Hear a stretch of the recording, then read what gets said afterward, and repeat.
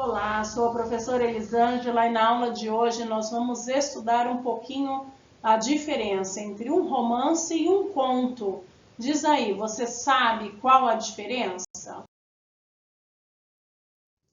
De forma bem simples, romance é uma narrativa mais ou menos longa, com várias histórias paralelas. Já o conto é uma narrativa curta, a brevidade. As ações evoluem a partir de um único motivo, um único conflito gerador.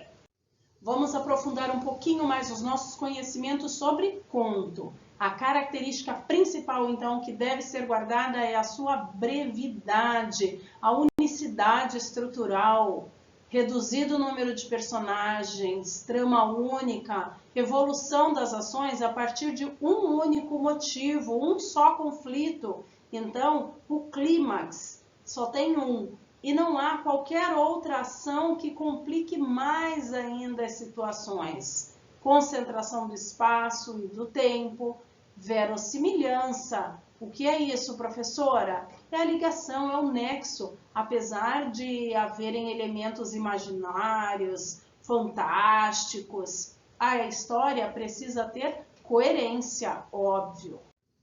As partes de um conto.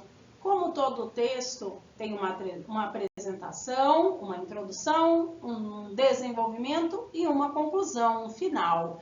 Como assim, professora? A introdução é a situação inicial. A complicação ou desenvolvimento é quando se desenvolve o conflito da ação. O clímax é o ponto mais tenso da narrativa. E o desfecho ou a conclusão é o final da história, a solução para o conflito. Pode ser de vários modos, triste, alegre, surpreendente, engraçado e até mesmo. Quanto às modalidades de um conto, nós podemos ter contos de terror e mistério, contos de fada, contos maravilhosos, contos de aventura, contos policiais, enfim. E tudo vai depender de acordo com a história, com o enredo daquele fato. Agora vamos estudar um pouquinho romance. O que é um romance? A narrativa, como já foi dita, é mais complexa, é mais longa. As formas e os seus tipos são muito mais variados. Personagens, temos várias que envolvem-se numa série de complexas ações. Cenário e espaço também são variados. O tempo é uma duração muito maior dentro de um romance. O enredo são vários fatos, várias ações contadas pouco a pouco, ao longo de várias páginas. Narrador pode ter o foco narrativo em primeira ou em terceira pessoa. Podem ser românticos, de suspense, de aventura, policial e muito mais. Vamos lá, romances nem sempre são histórias de amor, não confunda. Quanto ao tipo de abordagem, por exemplo, nós podemos ter romances urbanos, que retratam e criticam os costumes da época. E o nosso introdutor aqui no Brasil foi o Joaquim Manuel de Macedo, com o livro A Moreninha. É um escritor romântico, do romantismo, certo?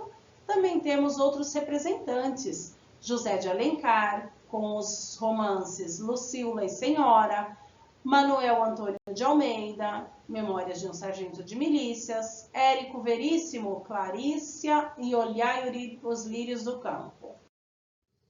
Temos também os romances regionalistas, que abordam, como o nome já diz, questões sociais de determinadas regiões. Por exemplo, o linguajar de uma determinada região. Como representantes brasileiros, podemos citar Bernardo Guimarães, com o livro O Ermitão de Muquem, Graciliano Ramos, com o livro Vidas Secas, Raquel de Queiroz, o livro 15, José Lins do Rego, Meninos de Engenho, Banguê, Usina, enfim, são vários os nossos romances regionalistas. Agora vamos falar um pouquinho do romance indianista, que retrata os costumes indígenas, ocorrido principalmente no romantismo mesmo, escola literária que nós temos estudado. Alguns representantes são José de Alencar, novamente, com o Guarani e Iracema. Também temos Mário de Andrade, com o livro Macunaíma, Raul Bopp, Cobra Norato, Cassiano Ricardo, Martim Sererê, enfim, esses são alguns dos exemplos dos nossos romances indianistas. E romance histórico, professora? Tem também vida e costumes de certa época e lugar da história. Mescla fatos reais, né, com fatos fictícios. No Brasil, houve uma reinterpretação nacionalista, uma revalorização e a idealização de nosso passado. Como representante, nós temos novamente ele, José de Alencar, com As Minas de Prata e Guerra dos Mascates. Bernardo Guimarães, com lendas e romances, além de histórias e tradições da província de Minas Gerais, dentre outros. E o romance histórico atualmente? Na verdade, é uma fusão, uma combinação de narrativa policial, fatos políticos e abordagem histórica.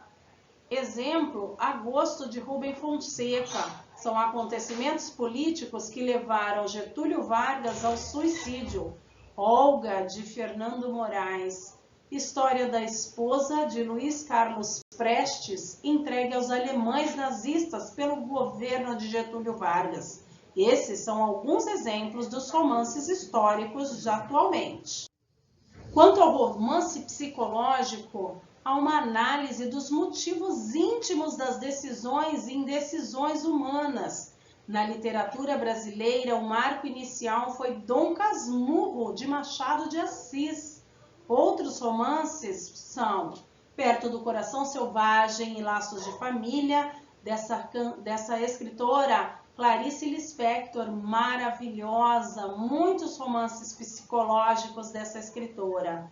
São Bernardo, de Graciliano Ramos, A Menina Morta, de Cornélio Pena, Crônica da Casa Assassinada, de Lúcio Cardoso, entre outros.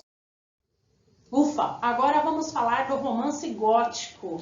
Quando pensamos no estilo gótico na literatura romântica, pensamos logo em Álvares de Azevedo. Foi ele que introduziu o estilo no Brasil, com obras como Noite na Taverna, compilado em contos, e Macário. Uma das principais características dos romances de estilo gótico é a exploração de personagens melodramáticas. A presença de elementos sobrenaturais e criaturas grotescas cria uma atmosfera de mistério e terror, suspense e aflição, como, por exemplo, Oscar Wilde, O Retrato de Dorian Gray. Vale a pena ler esse conto, muito bacana. Augusto dos Anjos, Psicologia de um Vencido e Versos Íntimos. Álvares de Azevedo, com Lira dos 20 Anos e Noite na Taverna.